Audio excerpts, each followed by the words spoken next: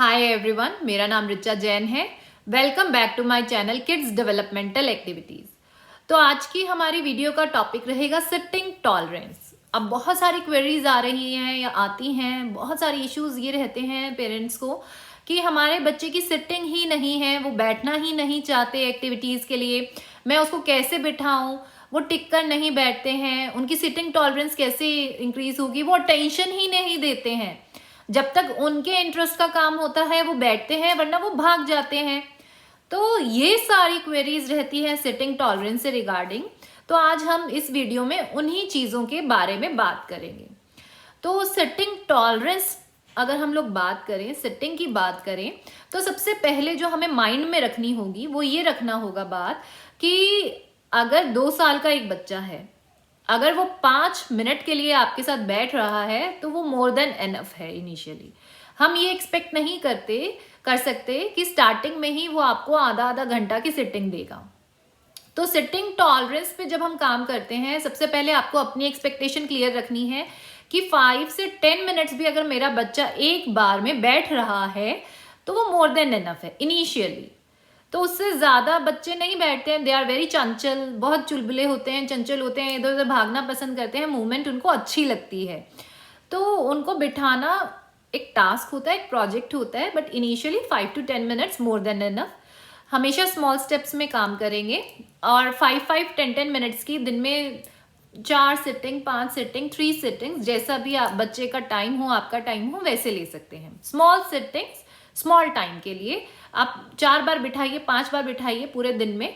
वो ब्रेक्स में बिठाइए कि आधा घंटे बाद फिर 5 मिनट के लिए बिठा दिया, आधा घंटे में फिर 5 मिनट्स के लिए, 10 मिनट्स के लिए बिठा लिया और एक एक्टिविटी कराई। इस तरह से हम लोग प्लान करेंगे तो सिटिंग में हमें इश्यू नहीं आएंगे और बच्चा भी अग्रेसिव नहीं होगा, रेजिस्ट नहीं करेगा, मेल्टडाउन्स नहीं आएंगे, कोऑपरेशन बढ़ेगा।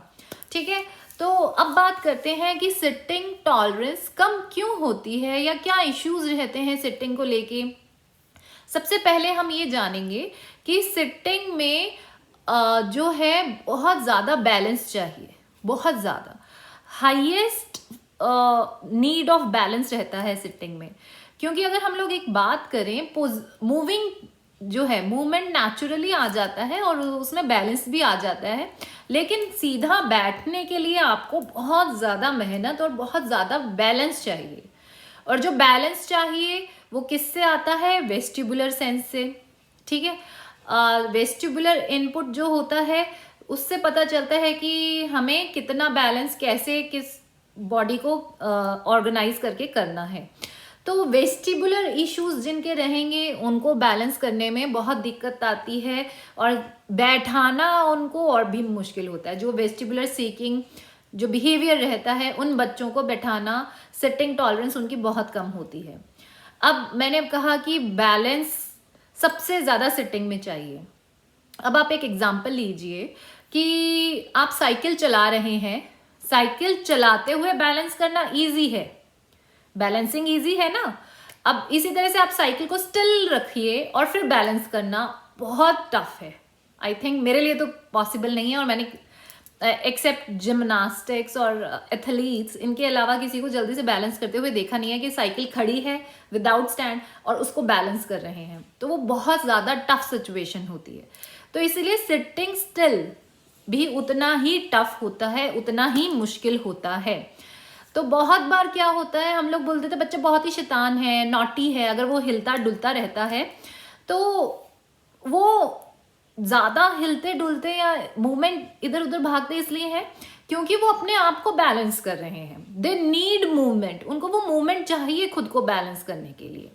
अगर वो बैठेंगे तो उनका बॉडी का बैलेंस इतना नहीं बन पाएगा, वो ब्रेन से कोऑर्डिनेशन इतना नहीं बन पाएगा, तो वो अपने आप को बैलेंस और काम नहीं कर पाएंगे। तो जब ये इश्यूज रहते हैं, वेस्टिबुलर इश्यूज रहते हैं बच्चे में, तो उनकी सिटिंग टॉलरेंस कम रहती है। ठीक है ना। तो इसलिए हमें वेस्टिबुलर इश्यूज पे बच्चे के साइड बाय साइड काम करना है। जैसे जैसे हम वेस्टिबुलर इश्यूज पे काम करेंगे, बच्चे की सिटिंग टॉलरेंस ऑटोमेटिकली बढ़ने लग जाएगी। तो ये नंबर 1 रीजन रहता है कि सिटिंग टॉलरेंस कम क्यों है, एक जगह शांत बैठना क्यों है मुश्किल, वेस्टिबुलर इश्यूज की वजह से। दूसरा रीजन जो रहता है वो है सेंसरी इश्यूज। वेस्टिबुलर इशू भी सेंसरी इशू में आता है, बट अदर सेंसरी इश्यूज, अगर बच्चे के सेंसरी इश्यूज हैं बहुत ज़्यादा, लिसन सॉरी टच को लेके, स्मेल को लेके, हियरिंग को लेके, इन मतलब जो 5 सेंसेस से रिलेटेड है उनसे उनको इश्यूज रहते हैं, सेंसरी इश्यूज रहते हैं, वो सेंसरी सीकिंग बिहेवियर रहते हैं, तो क्या होगा कि उनका जो अटेंशन है वो नहीं रह पाएगा, वो उन्हीं सीकिंग बिहेवियर में खोए रहेंगे, क्योंकि उनको वो चीज़ इनपुट चाहिए। अब जिसको टच की नीड है वो टच के लिए इधर उधर क्रेव करेगा, क्रेविंग आएगी, ठीक है ना। क्रेविंग आएगी तो क्या होगा, ब्रेन कंसंट्रेशन नहीं रहेगा। जब ब्रेन कंसंट्रेशन और ब्रेन शांत ही नहीं है तो अटेंशन नहीं है, तो क्या होगा, वो बेचैनी, वो हिलना डुलना, इधर भागने की टेंडेंसी, उधर भागने की टेंडेंसी ज़्यादा हो जाएगी। आप खुद अपने ऊपर लेके देखिए, जिस दिन आपकी मीठे की क्रेविंग होगी, ठीक है, आपको क्रेविंग है अंदर से कि भाई मुझे आज मीठा खाना है, तो आपकी कंसंट्रेशन किसी चीज़ पे रहेगी नहीं, आपका रह रह कर दिमाग वहीं जाएगा, यार मुझे मीठा चाहिए, कुछ मीठे खाने का मन कर रहा है, मेरा मन कर रहा है, मेरा मन कर, आप उसी चीज़ में खोए रहेंगे। ये आपका थोड़ा टेंडेंसी है, आप उनका सोचिए, उनका तो सीकिंग बिहेवियर है, वो सेंसरी सीक कर रहे हैं वो, तो उनको तो 24/7 एकदम अंदर से बस मिल जाए कुछ, बस कुछ मिल जाए, वो उस तरह से रेसिंग में रहते हैं, तो उनकी अटेंशन नहीं रहती है और इसी वजह से वो सिटिंग नहीं दे पाते हैं। तो जब आप सेंसरी इश्यूज पे काम करते हैं साइड बाय साइड बच्चे के, तो सिटिंग भी बढ़ती है। अब जिनके सेंसरी इश्यूज ज़्यादा हैं, आप बैकग्राउंड में क्या कर सकते हैं, जब आप सिटिंग की प्रैक्टिस करते हैं तो उनको एक काम म्यूजिक, फास्ट म्यूजिक नहीं, रॉक म्यूजिक नहीं, इधर इंस्ट्रूमेंटल म्यूजिक आप चलाएंगे बहुत लो वॉइस में, या फिर आप बिठाने से पहले सिंगिंग कराएंगे बच्चे से, कोई भी पोयम, कोई भी सॉन्ग, जैसे मैं कृष्ण से सरगम गाने में करवाती हूँ, सा रे गा, ही लव्स दैट सरगम, और उसके बाद उसका थोड़ा सा शांत होना शुरू हो जाता है, मेल्टडाउन्स कम आते हैं, जैसे मैं सिंगिंग स्टार्ट करवाती हूँ उससे, तो आप ये प्रैक्टिस ले सकते हैं। सेकेंड चीज़ क्या रही, क्यों सिटिंग कम रहती है, सेंसरी इश्यूज की वजह से, तो उसमें हम लोगों को सेंसरी एक्टिविटीज करानी है बच्चे के साथ, और साथ ही साथ बैकग्राउंड में कोई भी कामिंग म्यूजिक लगा सकते हैं, और सिटिंग स्टार्ट करने से पहले हम सिंगिंग करा सकते हैं बच्चे से 1 मिनट 2 मिनट, ताकि वो थोड़ा सा रिलैक्स हो, उसकी एंग्जाइटी और स्ट्रेस कम हो, ठीक है। This is the second thing कि बच्चे सिटिंग क्यों नहीं दे पाते हैं। अब तीसरी चीज, सिटिंग ना होने का रीजन क्या है, वो रहता है कि बच्चे की अटेंशन स्पैन कम है, बच्चे की इंस्ट्रक्शन फॉलोइंग कम है, बच्चे को कम्युनिकेशन गैप है, या फिर कम्युनिकेशन स्किल्स लो हैं। अब उसमें क्या होगा, अब ये सारी चीज़ें बच्चे के पास नहीं है, ठीक है। इनिशियली यही तो प्रॉब्लम होती है ना ऑटिज्म में, कि बच्चे की अटेंशन नहीं है, कमांड फॉलोइंग नहीं है, कम्युनिकेशन नहीं है, आई कांटेक्ट ही नहीं है, तो उससे क्या होगा कि बच्चे का अंडरस्टैंडिंग ऑलरेडी नहीं है, आप उसको बिठा के कुछ कुछ कुछ कुछ बोले जा रहे हैं, आपने कुछ कहा, अब उसको कुछ समझ में नहीं आ रहा है, वो बोलेगा यार एक तो मेरे को बिठा दिया एक जगह पे, अब ये कुछ कुछ बोले जा रही है जो मुझे समझ में नहीं आ रहा, अब इरिटेशन हो जाएगी उसको इतनी ज़्यादा, और उसकी वजह से क्या होगा, एक एपिसोड क्रिएट हो जाएगा। एपिसोड क्या क्रिएट होगा, हसल का, मुझे बिठाना है और वो बैठ नहीं रहा, या तो आपकी फाइटिंग स्टार्ट हो जाएगी, खींचातानी स्टार्ट होगी, आप उसको बिठाने की कोशिश करेंगे, वो भागने की कोशिश करेगा, अब वो या फिर मेल्टडाउन में आ जाएगा कि टेंट्रम थ्रो करेगा, तो वो इश्यूज आ जाते हैं। तो वो इशू रहता है रिसेप्टिव इशू, कि बच्चे को अंडरस्टैंडिंग ही नहीं है आप क्या बोल रहे हैं। तो सिटिंग टॉलरेंस के साथ साथ हमें अंडरस्टैंडिंग पे काम करना है, बच्चे की ओवरऑल अंडरस्टैंडिंग की इतनी अंडरस्टैंडिंग आ जाए कि आप उसको क्या समझा रहे हो, तब उसकी सिटिंग टॉलरेंस थोड़ी बढ़ेगी। तो ये 3 रीजन आज आपको मैंने बताए हैं कि सिटिंग टॉलरेंस कम क्यों होती है। अब सिटिंग एक्टिविटीज स्टार्ट कराने से पहले जो बातें मुझे ध्यान में रखनी होगी उस पर बात करते हैं। तो सबसे पहली चीज जो मुझे ध्यान रखनी है सिटिंग एक्टिविटी से पहले, कि मुझे पता है कि मेरा बच्चा इस टाइम सबसे ज्यादा काम है, शांत है, और इसकी अटेंशन इस टाइम ज्यादा है।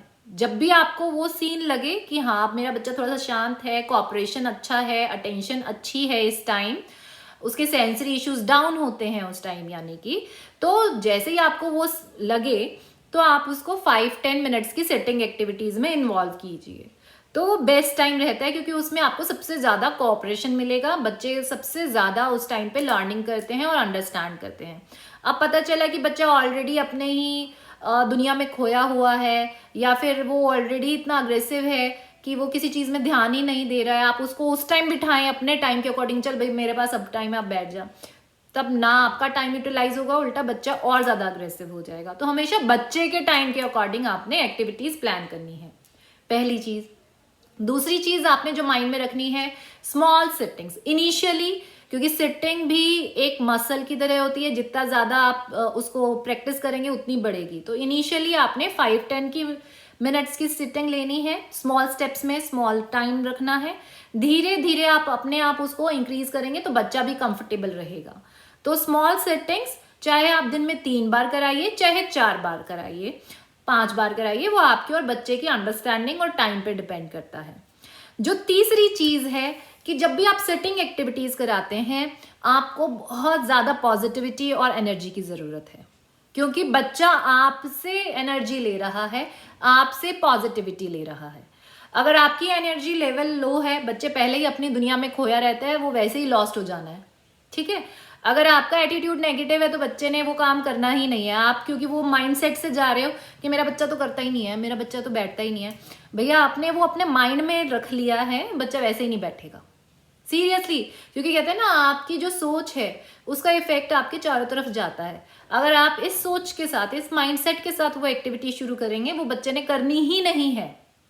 और अगर आपका एनर्जी लो है तो बच्चे ने अपनी दुनिया में लॉस्ट हो जाना है। तो ये 2 चीजें आपने ध्यान में रखनी है कि पॉजिटिविटी और एनर्जी आपकी पीक पे होनी चाहिए, ताकि बच्चा भी उतना ही एनर्जी ले और उतना ही पॉजिटिवली वो उस टास्क को, एक्टिविटी को कंप्लीट कर पाए।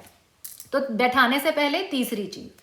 चौथी चीज जो हम लोगों को लेना है वो ये लेना है कि जब भी हम सिटिंग एक्टिविटीज करा रहे हैं, अगर बच्चा हाइपर एक्टिव है तो उसको सबसे पहले हम लोगों ने जॉइंट कंप्रेशन दे देने हैं, ठीक है। थोड़ा सा उसको जॉइंट्स पे जो उसको चाहिए, प्रेशर चाहिए, वो उसको ऑलरेडी हम लोगों ने दे दिए, ताकि वो रिलैक्स रहे, वो अपनी सेंसेस को काम डाउन कर पाए और अटेंशन बढ़ पाए और वो इधर उधर मूवमेंट ज्यादा ना करे। तो जॉइंट कंप्रेशंस, जो भी जॉइंट्स आपने थोड़े बहुत कंप्रेस कर दिए, उसको बिठा के जोर से हग दे दी टाइट सी, तो ये जादू की झप्पी, तो लेकिन कस के वाली दे दी, वो सारी बॉडी कंप्रेस हो जाएगी। या फिर पिल्लो से कंप्रेशंस दे दिए उसको बिफोर सिटिंग एक्टिविटी। तो जब आप सिटिंग एक्टिविटी से पहले ये करेंगे तो आपको मैजिकल रिजल्ट्स मिलेंगे। तो ये 4th नंबर है।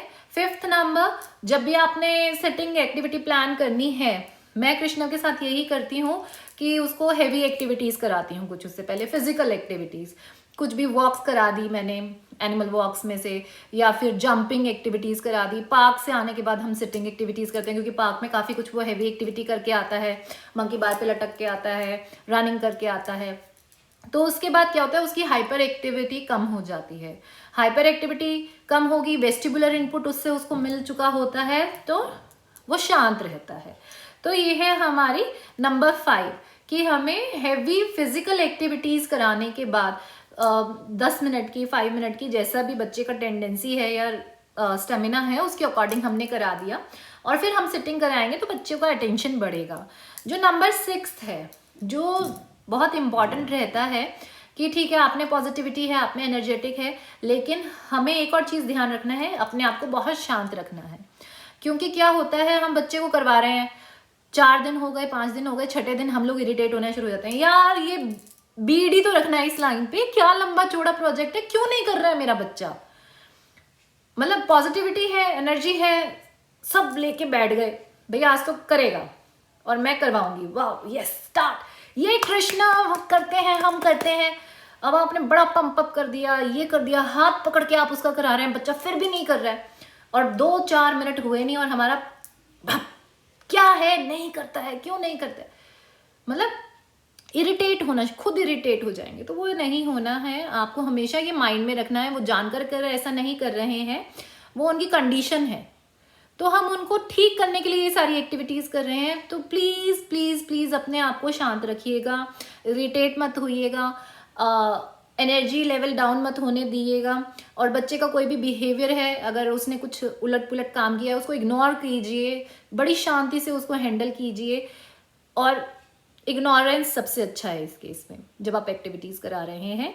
और फिर आपने, अगर बच्चे ने काम कर दिया, कोई अच्छा काम कर दिया, तो उसको बहुत ज़्यादा मोटिवेट और बहुत ज़्यादा पुशअप, ये वेरी गुड कृष्णा, वैसे ही करना है, वाओ। तो वो उससे उनको पता चलेगा, वाओ ये हैप्पी है, मुझे कल भी ऐसे ही करना है, कुछ ऐसा ही करना है, शायद ये खुश होती है इससे। जब वो चीज़ उसको अंडरस्टैंड आएगा कि आप खुश हैं इस काम से, तो वो अगली बार भी वो काम करना चाहेंगे। आप वाकई में ये करके देखिए, डांटिए मत, इरिटेट मत होना, गुस्सा मत करना, सिर्फ उनको पॉजिटिवली प्रेज करना, खूब सारी तालियां, वाह शाबाश, जो भी आप उसके साथ करते हैं, हक करना, तो बोलेगा यार बड़ा अच्छा, इसने तो मेरे को पंप अप किया है, मज़ा सा आ गया, शायद यही चाहती है ये मुझसे। तो उनको वो चीज़ अंडरस्टैंडिंग आएगी। तो ये 5-6 पॉइंट्स हैं कि सिटिंग से पहले आपने अपने माइंड में रखनी है। अब ये आता है कि मैं उस सिटिंग को कैसे बढ़ाऊं और मैं क्या क्या मेथड्स यूज कर सकती हूँ सिटिंग को बढ़ाने के लिए।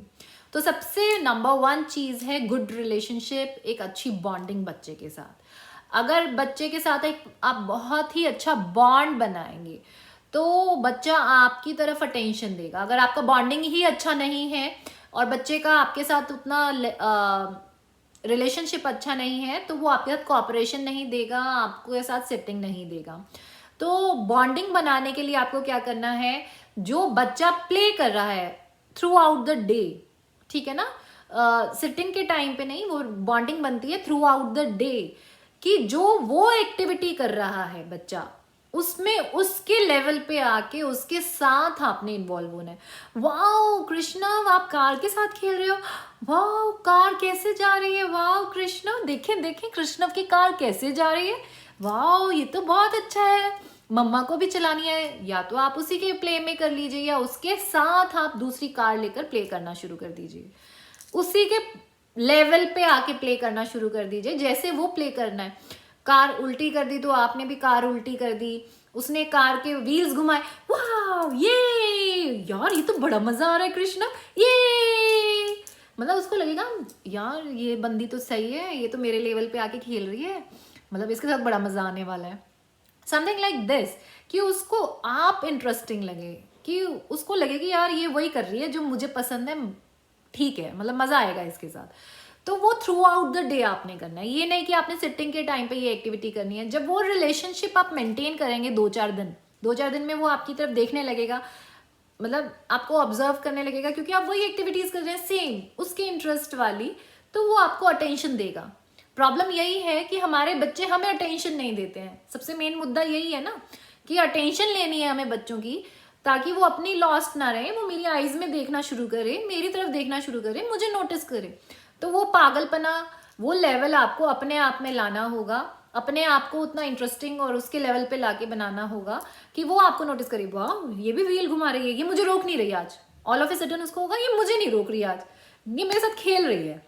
क्योंकि अभी तो हम हमेशा करते थे, हमें डर लगता था यार ये व्हील घुमा रहा है, इसका वही सिम्टम है, कैसे होगा, नहीं मैं व्हील नहीं घुमाने दूंगी।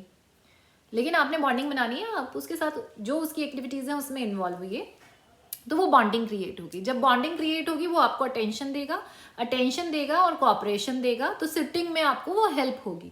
तो आप एक आधी एक्टिविटी उससे कराएंगे तो वो खुशी खुशी कर भी लेंगे, ठीक है। दूसरी चीज़ क्या होती है कि जब भी आप सिटिंग स्टार्ट करें, कुछ ऐसी चीज़ से स्टार्ट करें जो उनको बहुत ज़्यादा पसंद है। अब कृष्णा को कार का बहुत ज़्यादा शौक था, इसलिए मैं हमेशा कार की बात करती हूँ। या तो वो चीज़ें लाइन में लगाना उसको बहुत पसंद था, या फिर कार्स आज भी उसको बहुत ज़्यादा फैसिनेटिंग है कि वो कार के, अगर मैं बात करूँ सिटिंग एक्टिविटी में कराती हूँ तो अभी भी उसके हाथ में कार, उसके पास में कार चाहिए, या बेबी। अब आजकल उसको बेबी का भी फैसिनेशन बहुत ज़्यादा हुआ है, बेबी, एक तरफ बेबी मिलेगा, एक तरफ कार मिलेगी, तो वो कार का बड़ा शौकीन है।